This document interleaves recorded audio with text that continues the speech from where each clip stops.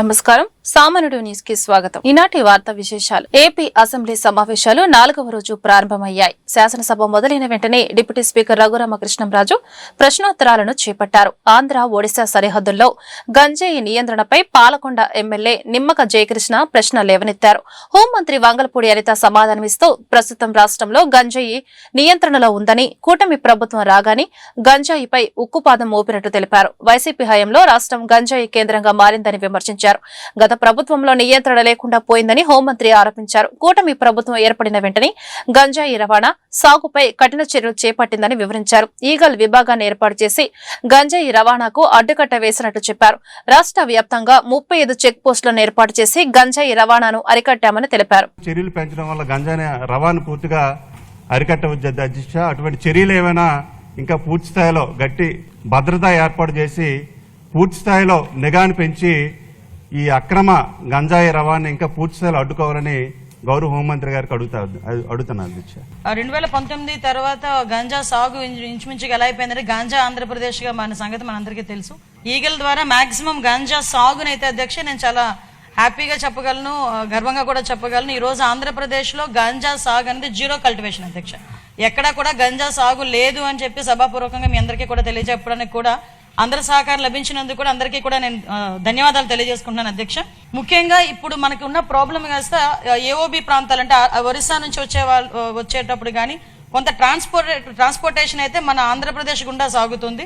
ఇప్పుడు ఎక్కడైతే దానికి సంబంధించి ఇంతకుముందు చెక్ పోస్టులు అయితే ఏర్పాటు చేశారు, కానీ చెక్ పోస్టులను కూడా ఎక్కడ కూడా నిఘా పెట్టి కానీ కొంచెం దాన్ని బాగా ఎక్కువగా ఎఫెక్టివ్ గా పనిచేసేటట్టుగా ఎక్కడ కూడా పెట్టుకోవాలి. కానీ మనం ఏం చేసామంటే ఇప్పుడు ఇంటర్ స్టేట్ చెక్ పోస్టుల కింద సుమారుగా 5 జిల్లాల్లోని కూడా దగ్గర 35కు పైగా చెక్ పోస్టులు పెట్టుకున్నాం అధ్యక్ష. ఆ చెక్ పోస్టుల దగ్గర కూడా ఎస్పెషల్లీ ఇప్పుడు మనకి పాలకొండ కాన్స్టిట్యుయెన్సీకి సంబంధించి రాయగడ గునుపూర్ దగ్గరలో ఉంటుంది అధ్యక్ష. అక్కడ బత్తిలి అని ఒక చెక్ పోస్ట్ కూడా ఏర్పాటు చేసుకోవడం జరిగింది. ఆ బత్తిలి చెక్ పోస్ట్ కూడా చాలా ఎఫెక్టివ్ గా పనిచేయడం వల్ల అట్ ద సేమ్ టైం అక్కడ ఎస్పీ మన్యం జిల్లా ఎస్పీ గారు, అదే విధంగా అక్కడ రాయగడ ఎస్పీ గారు నిరంతరం కోఆర్డినేషన్ చేయడం వల్ల అటువైపు నుంచి మాక్సిమం ట్రాన్స్పోర్టేషన్ కూడా తగ్గే పరిస్థితి కూడా వచ్చింది అధ్యక్ష. ఇమీడియట్ గా ఎవరైనా ట్రాన్స్పోర్ట్ చేసే పరిస్థితి ఉన్నా కూడా ఇమీడియట్ గా మన డిపార్ట్మెంట్ వాళ్ళు, ఈగల్ డిపార్ట్మెంట్ వాళ్ళు వెళ్లి పట్టుకోవడం, వాళ్ళు వెంటనే ఎన్డీపీఎస్ యాక్ట్ల కింద వాళ్ళని అరెస్ట్ చేయడం కూడా జరుగుతుంది. ఈ పాలకొండ, అదేవిధంగా సాలూరు, పార్వతీపురం ఈ ఏరియాస్ నుంచి కూడా ఎక్కువగా గాంజా రవాణా అవుతుందని ఇన్ఫర్మేషన్ తీసుకుని నిరంతరం నిఘాల ద్వారా మేము అక్కడ పర్యవేక్షణ చేస్తున్నాం. At the same time drone surveillances, CCTV surveillances up to highway వరకు వచ్చేటంత వరకు మాక్సిమం అంతా కూడా సీసీటీవీ సర్వైలెన్సెస్ పెట్టుకోవడం వల్ల నిన్నగాక మొన్న ఒక 100 కేజీలు గాంజా కూడా పట్టుకోవడం జరిగింది అధ్యక్ష. అంటే ఎక్కడ కూడా ట్రాన్స్పోర్టేషన్ కూడా ఈ జిల్లా. ఏపీ అసెంబ్లీ సమావేశాల్లో జలవనరుల శాఖ మంత్రి నిమ్మల రామానాయుడు కీలక ప్రకటన చేశారు. నాడు బ్యారేజ్ కు నిధులు ఇచ్చిన చంద్రబాబే మళ్లీ నేడు ధవళేశ్వరం బ్యారేజ్ కొత్త గేట్ల ఏర్పాటుకు 150 కోట్ల నిధులను మంజూరు చేసినట్లు తెలిపారు. ఇందులో భాగంగా పాడైపోయిన గేట్లను తొలగించి కొత్త గేట్లను అమర్చనున్నట్లు వెల్లడించారు. బ్యారేజ్లోని 117 గేట్లను తొలగించి వాటి స్థానంలో అధునాతనమైన కొత్త గేట్లను ఏర్పాటు చేసేందుకు చర్యలు తీసుకుంటున్నామని పేర్కొన్నారు. ఈ పనుల ద్వారా గోదావరి జలాలు సమర్థవంతంగా నిల్వ ఉండి డెల్టా ప్రాంత రైతులకు సాగునీటి సమస్యలు తగ్గుతాయని ఆయన తెలిపారు. ఈ సీజన్ లోని అన్ని పనులు పూర్తి చేసి కొత్త గేట్లను పూర్తి స్థాయిలో అమర్చనున్నట్లు మంత్రి రామానాయుడు ప్రకటించారు. టెండర్లో ఇతర చర్యలు వేగంగా పూర్తి చేసి త్వరితగతంగానే కొత్త గేట్లను ఏర్పాటు చేసేలా ప్రభుత్వం చర్యలు తీసుకుంటుందని తెలిపారు. 2022లో 117 గేట్లు మార్చాలని సిడబ్ల్యూసీ నిపుణులు హెచ్చరించిన ప్రపంచ బ్యాంక్ ప్రతినిధులు 200 కోట్లు నిధులు ఇస్తామన్నా దాన్ని నిర్లక్ష్యం చేశారు. 2014లో అప్పుడు చంద్రబాబు నాయుడు గారు ముఖ్యమంత్రిగా ఉండగానే 31.77 కోట్ల ఖర్చుతో 64 గేట్లను రిపేర్ చేయడం జరిగింది. మరి ఇవాళ దానికి నిధులు మంజూరు చేశారు. మరి ఇప్పటికే కొంత టెండర్స్ పిలవడం ఆలస్యమైందేమో అని ఒక ఆలోచన రైతాంగంలో వచ్చింది. క్లోజర్ పీరియడ్లో ఈ గేట్లు మరామతులు పూర్తి చేసి ఉన్న 197 గేట్లలో దాదాపు 117 ప్రమాదకర పరిస్థితుల్లో ఉన్నాయని నిపుణులు చెప్తా ఉన్నారు. కాబట్టి ఆ పనులు వెంటనే మొదలు పెట్టాలి, రైతాంగానికి ఇబ్బంది లేకుండా చేయాలనేది మీ ద్వారా గౌరవ మంత్రి గారికి తెలియజేసుకుంటూ కాటన్ బ్యారేజ్కి ప్రాధాన్యత ఇచ్చి నిధులు ఇచ్చిన విధంగానే గోదావరి డెల్టాలో లాకులు, షట్టర్స్ కానీ లాకులు మరామతులు కానీ నిధులు మంజూరు చేసి ఏదైతే లీకేజెస్ ఉన్నాయో దాన్ని అరికట్టి రైతులకు సక్రమంగా సాగునీరు అందించే విధంగా చర్యలు చేపట్టమని కోరుతా ఉన్నా. ఏదైతే ప్రమాదభరితంగా ఉన్నటువంటి యొక్క ధవళేశ్వరంకు సంబంధించినటువంటి గేట్లన్నింటినీ కూడా మళ్ళీ కొత్త గేట్లను ఏర్పాటు చేసుకోవడానికి ఆల్రెడీ టెండర్స్ ని మొన్న 9/1/2026 టెండర్స్ ని పిలవడం జరిగింది అధ్యక్ష. ఈ నెలలోనే ఫైనలైజ్ చేసుకుని ఆ ఏజెన్సీని ఫిక్స్ చేసి ఖచ్చితంగా మరి త్వరితగతంగానే ఈ సీజన్ లోనే ఈ యొక్క కొత్త గేట్లు ఏర్పాటు చేసేటువంటి విధంగా ఈ యొక్క ప్రభుత్వం చర్యలు తీసుకుంటూ లైడార్ సర్వే చేస్తే మనకి డిపిఆర్ తయారు చేస్తారో డిపిఆర్ తయారైతే మొత్తం డెల్టాకు సంబంధించినటువంటి ఏదైతే ఎంత ఎస్టిమేషన్ వస్తే దాని ప్రకారం డెల్టా మోడరేషన్ కింద పనులు చేపట్టాలని భవిష్యత్తులో. ఆంధ్రప్రదేశ్ శాసన మండలిలో టీటీడీ నెయ్యి సరఫరా వ్యవహారంపై అధికార ప్రతిపక్షాల మధ్య వాడివేడి చర్చ జరిగింది. తిరుమల తిరుపతి దేవస్థానానికి ఇందాపూర్ డైరీ పేరుతో నెయ్యి సరఫరా జరుగుతోందంటూ ప్రతిపక్ష వైకాపా సభ్యులు సభలో ఆందోళనకు దిగారు. గత కొద్ది రోజులుగా టీటీడీకి సరఫరా అవుతున్న నెయ్యి నాణ్యత మరియు టెండర్ల ప్రక్రియపై రాజకీయంగా విమర్శలు సాగుతున్నాయి. ఈ క్రమంలోనే ఇందాపూర్ డైరీ ప్రస్తావనను తెరపైకి తెస్తూ వైకాపా ప్రభుత్వంపై ఒత్తిడి పెంచే ప్రయత్నం చేసింది. అయితే ప్రభుత్వం మాత్రం నిబంధనల ప్రకారమే కొనుగోళ్లు జరుగుతున్నాయని స్పష్టం చేస్తోంది. పేరుతో హెరిటేజ్ సంస్థ టీటీడీకి నెయ్యి సరఫరా అంశం గురించి చర్చించడానికి సభ్యులు శ్రీ కేజీఆర్ భరత్, డాక్టర్ సిపాయి సుబ్రహ్మణ్యం ఇచ్చినటువంటి వాయిదా తీర్మానం తిరస్కరించడమైనది. ప్లీజ్ వాయిదా తీర్మానం తిరస్కరించామండి. కూర్చోండి. ప్లీజ్ కూర్చోవాలి. కూర్చోండి. దయచేసి మీ స్థానాల్లో కూర్చోండి. అదే వాళ్ళే కలిసి వాళ్ళ పార్టీ అబద్ధాలు. చైర్మన్ సార్ హౌస్ ఆర్డర్లో పెట్టండి సార్, హౌస్ ఆర్డర్లో పెట్టండి.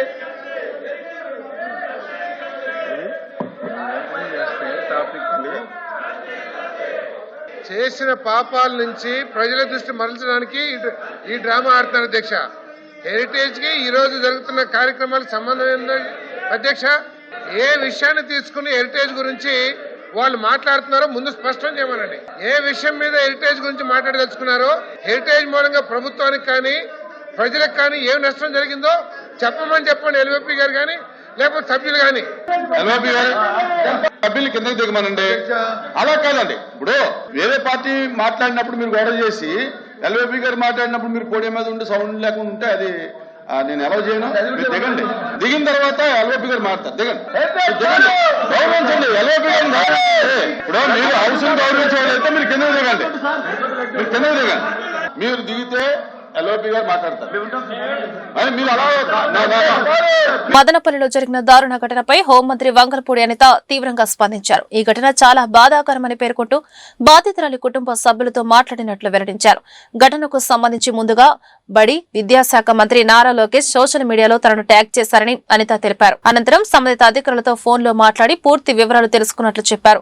ప్రాథమిక విచారణలో ముద్దాయి డ్రగ్స్ లేదా గంజాయి సేవించలేదని, అయితే మితిమీరిన మద్యం సేవించినట్లు గుర్తించామని వెల్లడించారు. మొదట బాలిక అదృశ్యమై ఉండవచ్చని అనుకున్నామని, కానీ స్థానికులు ఇచ్చిన సమాచారంతో పోలీసులు విచారణ చేపట్టి బాలిక మృతదేహాన్ని ఆమె ఇంటి ఎదురుగా గుర్తించారని తెలిపారు. శాసనసభలో డిజిటల్ అటెండెన్స్ వ్యవస్థను అమలు చేసిన ప్రభుత్వం అదే విధానాన్ని శాసన మండలిలో ఎందుకు అమలు చేయలేదని విపక్ష నేత బొత్స సత్యనారాయణ ప్రశ్నించారు.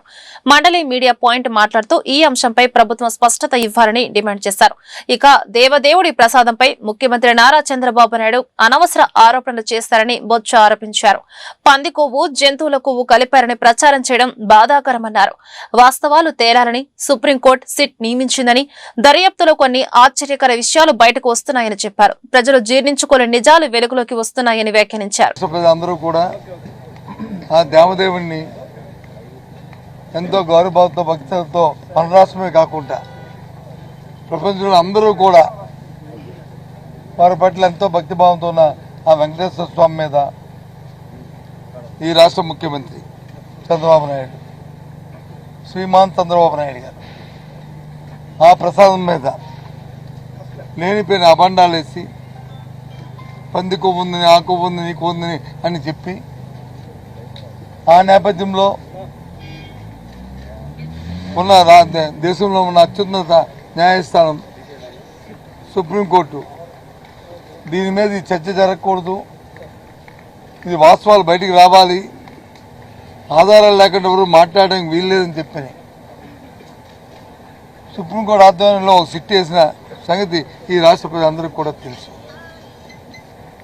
ఆ నేపథ్యంలో ఆ సిట్లో రాష్ట్ర ప్రభుత్వం వాళ్ళ రిక్వెస్ట్ కూడా మా అధికారులు కూడా ఉండాలని కోరితే అధికారులు కూడా అందులో వేసిన నేపథ్యంలో ఆ రిపోర్ట్స్ కూడా వచ్చాయి.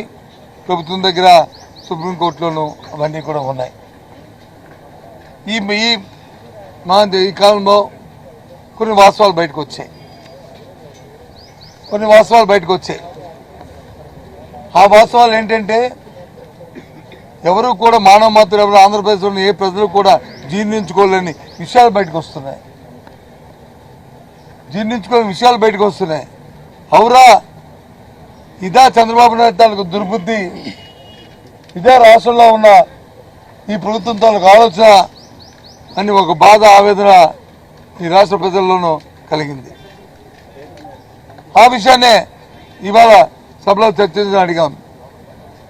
ఏదైతే ఇందాపూర్ అని ఒక సంస్థ ఈ రాష్ట్రంలో గత తెలుగుదేశం పార్టీ అధికారం ఉన్నప్పుడు ఏదైతే నెయ్యిను సప్లై చేసిందో, ఏదైతే ఆనాడు ఆ సంస్థని కొన్నాళ్ల పాటు వీళ్ళు కల్తీ నెయ్యి నుంచి సప్లై చేస్తారని చెప్పని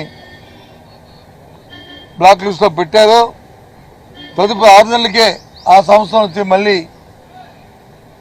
తాలూకా బ్లాక్ లిస్ట్ నుంచి మళ్ళీ మెయిన్ లిస్టులో తీసుకొచ్చి ఆ సంస్థ ద్వారా 280 రూపాయలకి రాష్ట్ర రాజధాని అమరావతిలో 10 ఎకరాల విస్తీర్ణంలో హజ్ హౌస్ నిర్మించాలని గుంటూరు తూర్పు ఎమ్మెల్యే మహమ్మద్ నజీర్ అసెంబ్లీ సమావేశాల్లో విన్నవించారు. హజ్ యాత్రికులకు ₹1,00,000 చొప్పున రాష్ట్రం సాయం చేయడం పట్ల సంతోషం వ్యక్తం చేశారు. కడపలో ఉన్న పాత హజ్ హౌస్ ను పోటీ పరీక్షలు రాసే మైనార్టీ విద్యార్థినులకు శిక్షణ ఆలయంగా మార్చాలన్నారు. హజ్ హౌస్ అంటే ఒక విశ్వాసానికి ప్రతీక అన్నారు. మత విశ్వాసాలకు కూటమి ప్రభుత్వం కట్టుబడి ఉందని స్పష్టం చేశారు. గత ప్రభుత్వం పూర్తిగా నిర్లక్ష్యం చేసి అక్కడ కరోనా లాంటి సమయంలో వాటిని వాడుకున్న తర్వాత ఆ భవనాన్ని అట్లాగే వదిలిపెట్టినటువంటి పరిస్థితులు ఉన్నాయి. ఈ రోజు ఈ ప్రభుత్వం ఏర్పడిన తర్వాత గౌరవ ముఖ్యమంత్రి గారు అలాగే మైనార్టీ శాఖ మంత్రి గారు ఫారూక్ గారు దాని మీద దృష్టి సారించి ఆ భవనాన్ని పూర్తిగా మైనార్టీ కమ్యూనిటీకి ఉపయోగపడేటువంటి విధంగా యూపీఎస్సీ కాంపిటేటివ్ ఎగ్జామ్స్ అయినటువంటి యూపీఎస్సీ ఐఏఎస్ అటువంటి కాంపిటేటివ్ ఎగ్జామ్స్ కోసం ఒక వేదిక తయారు చేసి మైనార్టీలో ఉన్నటువంటి విద్యార్థులకు ఒక అవకాశాన్ని కల్పించాలని చెప్పి గౌరవ విద్యాశాఖ మంత్రి నారా లోకేష్ గారి దృష్టిలో కూడా ఈ విషయాన్ని పెడతా ఉన్నాం. ఎందుకంటే అనేక మంది విద్యార్థులు కాంపిటేటివ్ ఎగ్జామ్స్ ని ఫేస్ చేయలేక ఇబ్బంది పడుతున్నటువంటి తరుణంలో ఎటువంటి కడపలో ఉన్నటువంటి హజ్ హౌస్, పాత హజ్ హౌస్ ఈ రోజు ఎందుకంటే హజ్ అక్కడి నుంచి ప్రయాణం చేసేటువంటి వాళ్ళకి ఆ నిర్మాణం ఉపయోగపడేటువంటి అంశం లేదు కాబట్టి వెంటనే అది మైనార్టీ విద్యార్థులకు ఉపయోగపడేటువంటి కాంపిటేటివ్ ఎగ్జామ్స్ కోసం నిరంతరం వాళ్ళకి ప్రాక్టీస్ చేసేటువంటి అవకాశాన్ని కల్పించాలని కోరుతా ఉన్నా. అంతేకాకుండా గౌరవ ముఖ్యమంత్రి గారు గత ప్రభుత్వంలో పూర్తిగా నిర్లక్ష్యం అయిన తర్వాత 14-19లోనే విద్యాధరపురం విజయవాడలో దాదాపు 15 కోట్ల రూపాయలు కేటాయించి ఒక స్థలాన్ని హజ్ హౌస్ నిర్మాణం కోసం కేటాయించడం జరిగింది అధ్యక్ష. అది కొంత వివాదంలో ఉండటంలో ఆ భూమి ఇప్పటికి కూడా అక్కడ ఎటువంటి కన్స్ట్రక్షన్స్ మొదలవ్వలేదు. ఈ రోజు గౌరవ ముఖ్యమంత్రి గారిని అలాగే మన మైనార్టీ శాఖ మంత్రి గారి ద్వారా కోరుతా ఉన్నా వెంటనే అమరావతి లాంటి ప్రాంతంలో, ఎందుకంటే మిడిల్ ఈస్ట్ కంట్రీస్ అన్ని కూడా హజ్ హౌస్ అంటే ఒక ప్రత్యేకమైనటువంటి ఆలోచనతో చూస్తారు కాబట్టి మిడిల్ ఈస్ట్ కంట్రీస్ అందరినీ కూడా అట్రాక్ట్ చేసేటువంటి విధంగా అమరావతి లాంటి ఒక మహానగరంలో హజ్ హౌస్ నిర్మాణాన్ని ఒక 10 ఎకరాల్లో చేపట్టి అక్కడ అన్ని విధాలైనటువంటి మైనార్టీ ఇన్స్టిట్యూట్స్ అన్నిటిని కూడా కలిపి పెట్టేటువంటి విధంగా ఈ ప్రభుత్వం చర్యలు తీసుకోవాలని చెప్పి మీ ద్వారా కోరుతా ఉన్నాను అధ్యక్ష. అంతేకాకుండా గతంలో మన ప్రభుత్వం 72 మంది ఆనాడు 2023లో వెళ్లేటువంటి ఆలోచన చేసిన వాళ్ళందరికీ కూడా 72 లక్షలు విడుదల చేయడం కూడా చాలా సంతోషం. కాకపోతే కొంతమంది గత ప్రభుత్వంలో వెళ్లినటువంటి వాళ్ళకి 60,000 ఏదైతే ఫేర్ కాంపెన్సేషన్ ఉందో అది ఇవ్వడానికి వాళ్ళకి వాగ్దానం చేసిన తర్వాత ఆ ప్రభుత్వం చెల్లించకపోవడంతో అనేక మంది ఇబ్బంది పడతా ఉన్నారు అధ్యక్ష. అటువంటి వాళ్ళందరికీ కూడా 60,000 రూపాయలు అందించేటువంటి కార్యక్రమం చేయాలని చెప్పి కూడా ఈ సందర్భంగా ఈ ప్రభుత్వాన్ని కోరుతా ఉన్నా. హజ్ హౌస్ అంటే కేవలం ఒక నిర్మాణం మాత్రమే కాదు అధ్యక్ష, ఈ రోజు ఒక విశ్వాసానికి ప్రతీక, సమానత్వానికి ప్రతీక. Shankar Vilas rail over bridge నిర్మాణ పనులు నిర్దేశిత కాల పరిమితిలో పూర్తయ్యేలా నిర్మాణ కాంట్రాక్ట్ ఏజెన్సీని సమన్వయం చేసుకుంటూ R&B నగరపాలక సంస్థ అధికారులు అవసరమైన అన్ని చర్యలు తీసుకుని జిల్లా కలెక్టర్ తమీం అన్సారీ ఆదేశించారు. మంగళవారం శంకర్ విలాస్ ROB నిర్మాణ పనులను జిల్లా కలెక్టర్ తమీం అన్సారియా నగర కమిషనర్ మయూర్ అశోక్ తో కలిసి పరిశీలించారు. ఈ సందర్భంగా జిల్లా కలెక్టర్ మాట్లాడుతూ పిల్లర్ల నిర్మాణం, డ్రైనేజీల నిర్మాణం తదితర ఇతర నిర్మాణాల ప్లానింగ్ లో నిర్దేశించిన సమయానికి పూర్తయ్యేలా చర్యలు తీసుకోవాలని నిర్మాణ ఏజెన్సీకి సూచించారు. వర్షాకాలంలో ఇబ్బందులు లేకుండా మే నెల చివరి నాటికి బ్రిడ్జికి ఇరువైపుల డ్రైనేజీల నిర్మాణం పూర్తి చేయాలన్నారు. నిర్మాణ ప్రాంతంలో అడ్డంగా ఉన్న విద్యుత్ పోల్స్ ను పక్కకు తరలించాలని విద్యుత్ శాఖ అధికారులకు సూచించారు. నిర్మాణ ఏజెన్సీకి పనులు సజావుగా నిర్వహించుకునేలా R&B నగరపాలక సంస్థ అధికారులు నిరంతరం పర్యవేక్షిస్తూ అవసరమైన అన్ని చర్యలు తీసుకోవాలన్నారు.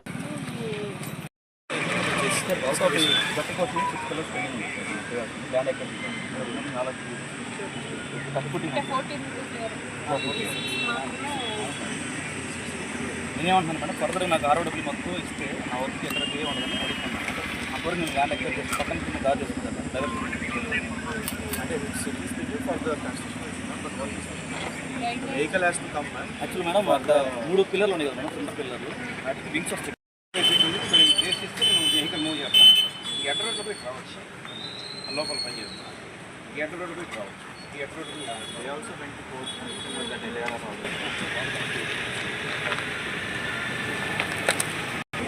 గుంటూరు ఏటుకూరు రోడ్లోని కాంపోస్ట్ యార్డ్లో MRF windrow, vermicompost units, waste recycling points నిర్మాణంలోని గార్బేజ్ ట్రాన్స్ఫర్ స్టేషన్లను గుంటూరు జిల్లా కలెక్టర్ తమీం అన్సారియా నగర కమిషనర్ మయూర్ అశోక్ మంగళవారం పరిశీలించారు. నగరంలో ఉత్పత్తి అయ్యే వ్యర్థాలతో ఏటుకూరు పాయింట్లో 50 టన్నుల విండ్రో, 35 టన్నుల వర్మీ కంపోస్ట్ ని తయారు చేస్తున్నామని, వీటి సామర్థ్యాలను పెంచుకోవడానికి చర్యలు తీసుకుంటున్నామని కమిషనర్ కలెక్టర్ కు తెలిపారు.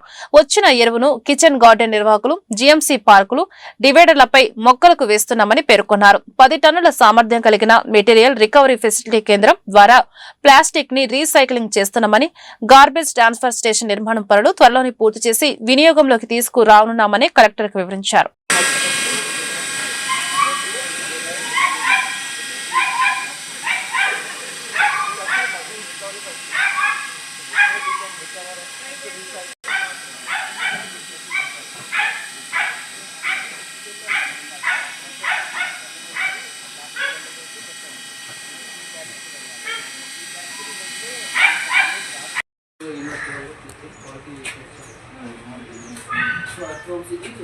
అక్కడ నుంచి తెచ్చినాక స్టార్ట్ అవుతుంది. ఫైన్గా పైపోయిందంటే compost layer by layer use చేశాను. అక్కడ నుంచి తీసుకుంటే ఇక్కడ 15 days డైరెక్ట్గా వస్తే కూటమి ప్రభుత్వం ఆటవిక పాలన సాగిస్తుందని వైసీపీ మాజీ మంత్రి ఆదిమూలపు సురేష్ ఆరోపించారు. పోలీస్ కేసులతో కక్షపూరిత రాజకీయాలకు పాల్పడుతుందని ధ్వజమెత్తారు. మంగళవారం గుంటూరులో అంబటి రాంబాబు కుటుంబాన్ని ఆయన పరామర్శించారు. ఈ సందర్భంగా సురేష్ మీడియాతో మాట్లాడుతూ అంబటి రాంబాబు కార్యాలయం ఇంటిపై పచ్చ గూండాలు చేసిన దాడిని తీవ్రంగా ఖండించారు. ప్రజాస్వామ్య వ్యవస్థలో హింసకు తావలేదని ఆయన చెప్పారు. తప్పు చేస్తే అందుకు చట్టాలు, న్యాయ వ్యవస్థలు ఉన్నాయని గుర్తు చేశారు. అంబటి రాంబాబుపై అక్రమ కేసులు పెట్టి మానసికంగా హింసించడం దారుణమన్నారు. పార్టీ పిలుపు మేరకు అంబటి రాంబాబు అన్న పార్టీ కార్యక్రమం ముగించుకొని ఇంటికి వస్తుండగా తెలుగుదేశం పార్టీ ముఖలు పచ్చరంగులో ఉన్నటువంటి రౌడీలు అన్న రాంబాబు అన్న మరి వారి కుటుంబ సభ్యుల మీద దాడి చేసి వీరంగం సృష్టించి ఇంటిని తగలబెట్టి రాంబాబు అన్న మీద హత్యా ప్రయత్నం చేసిన సంఘటనను తీవ్రంగా ఖండిస్తా ఉన్నాం. ప్రజాస్వామ్యవాదులు ఎవరు కూడా హర్షించరు. ఈ తెలుగుదేశం పార్టీ కూటమి ప్రభుత్వం ఆ ప్రభుత్వం చేస్తున్నటువంటి అరాచకాలు, అటవిక పాలన మీద, హింస రాజకీయాల మీద గళ్ళమెత్తిన ఎవరినైనా సరే మేము వదిలిపెట్టాం. వాళ్ళని వెంటాడి వేటాడి ఎంత దూరమైనా వెళ్తాం అనే దానికి నిదర్శనం రాంబాబన్న మీద అక్రమ కేసులు బనాయించి వారిని జైలుకు పంపడం. ఈరోజు కోర్టులు కూడా ఇది అక్రమం, ఇది ఏ చట్టం ప్రకారం మీరు చేస్తూ ఉన్నారు, ఆయన చేసిన తప్పేంటి అని చెప్పి ప్రశ్నించి ఆయనకు బెయిల్ ఇస్తూ ఉంటే బెయిల్ ఇచ్చిన కొద్దీ మళ్ళీ కొత్త కేసులు వేస్తూ ఉన్నారు. ఒక ప్లేస్లో ఒక కంప్లైంట్ తెలుగుదేశం పార్టీకి కార్యకర్తలతో ఇప్పించే దాని మీద కోర్టులో మళ్ళా న్యాయస్థానం తీర్పిస్తే బెయిల్ ఇస్తే మళ్ళీ ఇంకో ప్రాంతంలో ఇట్లా రాష్ట్రంలో ఉన్న అన్ని జిల్లాల అన్ని ప్రాంతాల నుండి తెలుగుదేశం పార్టీ కార్యకర్తలతోటి ఈరోజు ఈ యొక్క కూటమి తెలుగుదేశం పార్టీ కూటమి ప్రభుత్వం కక్షపూరితంగా కేసులు వేస్తూ పోతూ ఉంది. బెయిల్ ఇస్తూ ఉంటే మళ్ళీ కేసులు వేస్తూ ఉంది. ఈ విధంగా చేయడం వలన రాంబాబు అన్న ఆత్మస్థైర్యాన్ని దెబ్బతీయాలి, అదేవిధంగా వైఎస్ఆర్ కాంగ్రెస్ పార్టీ కార్యకర్తల్ని హింసించి భయభ్రాంతులకు గురి చేసి ప్రభుత్వం మీద గళమెత్తిన ప్రతి ఒక్కరిని కూడా ఈ విధంగా చేస్తాం అని చెప్పి కక్ష సాధింపు చర్యలకు పాల్పడే ప్రయత్నం చేస్తే ఈరోజు మేము ఒకటే చెప్తా ఉన్నాం, ఎవరు కూడా రాంబాబు అన్న చూపించిన మహిళల్ని పారిశ్రామికవేత్తలుగా తీర్చిదిద్దేందుకు రాష్ట్ర ప్రభుత్వం ప్రత్యేక కృషి చేస్తుందని జిల్లా గ్రామీణాభివృద్ధి శాఖ అధికారులు తెలిపారు. ఇందులో భాగంగా స్వయం సహాయక సంఘాల మహిళలకు కలెక్టర్ కార్యాలయంలో మంగళవారం శిక్షణ కార్యక్రమం నిర్వహించారు. రాష్ట్ర ప్రభుత్వం బ్యాంకుల ద్వారా అందిస్తున్న ఆర్థిక సహాయాన్ని సద్వినియోగం చేసుకుని స్వశక్తితో మహిళలు ఎదగాలని ఈ సందర్భంగా DRDA PD Vijayalakshmi, manager Ashok తెలిపారు. చేతి వృత్తుల యూనిట్ల ద్వారా అన్ని ఉత్పత్తులను మార్కెట్లోకి అందించి మంచి లాభాలు పొందాలని సూచించారు. మహిళలు స్వయం శక్తితో ఎదిగితేనే ఆ కుటుంబం, సమాజం మరింతగా అభివృద్ధి చెందుతుందని వారు వెల్లడించారు. ఈ వార్తలు ఇంతటితో సమాప్తం. నమస్కారం.